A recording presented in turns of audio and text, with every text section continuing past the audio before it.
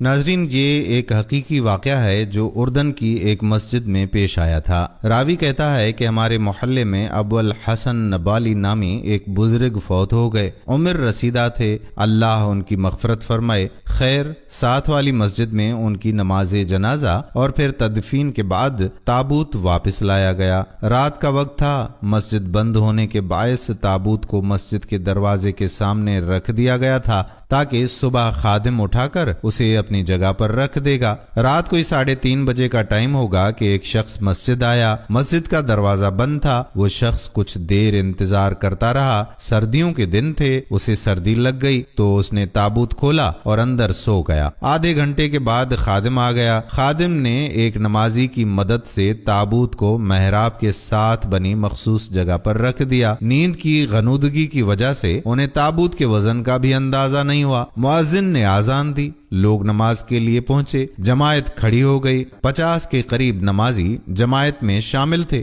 میں پہلی صف میں کھڑا تھا اور دوسری رکعت تھی کہ سامنے تابوت میں نظر پڑی۔ عجب خوفناک منظر دیکھا کہ تابوت ہل رہا ہے۔ میرے جسم میں سنسنی خیز ایک لہر دوڑ اٹھی۔ میں نے آنکھیں بند کر لیں۔ تابوت بدستور ہل رہا تھا، شاید میت کا ہیولا کھڑا ہو۔ اتنے میں وہ شخص اٹھا، اس نے تابوت سے سر باہر نکال کر پوچھا کہ تم لوگوں نے جماعت پڑھ لی؟ اللہ معاف کرے، لوگوں کی دوڑیں لگ چکی تھیں۔ میں تو الٹے پیر 1000 کی سپیڈ سے گھر کی طرف دوڑا۔ گھر پہنچ کر معلوم ہوا کہ میں ننگے پیر ہی گھر پہنچا ہوں۔ امام صاحب تو پہلے ہی بے ہوش ہو کر زمین پر گر پڑے تھے۔ کچھ لوگ دوڑتے ہوئے دیوار سے ٹکرانے کی وجہ سے گرے ہوئے تھے، کچھ میری طرح ننگے پیر باہر بھاگ رہے تھے، کچھ وضو خانوں کے پاس پھسل کر گر چکے تھے، سب اندھا دھند بھاگ رہے تھے۔ جو شخص تابوت میں تھا وہ پیچھے سے دوڑ رہا تھا، اس کی بھی سمجھ میں نہیں آ رہا تھا کہ ہوا کیا ہے۔ دوستو، عموماً بے خبری میں اس طرح کے واقعات بھی سرزد ہوا کرتے ہیں، لیکن اگر ناگہانی کوئی ایسا واقعہ پیش آتا ہے تو اس میں اس طرح سے دوڑ لگانے کی ضرورت نہیں ہے۔ لہٰذا تھوڑے ہوش کے ناخن لے کر اگر انسان دیکھ لے تو اسے معلوم ہو جائے گا کہ جس چیز سے ہم ڈر رہے تھے وہ تو کوئی ڈرنے کی بات تھی ہی نہیں۔ اللہ معاف کرے۔ امید کرتے ہیں کہ ویڈیو آپ کو ضرور پسند آئی ہوگی اور شیئر بھی کریں گے۔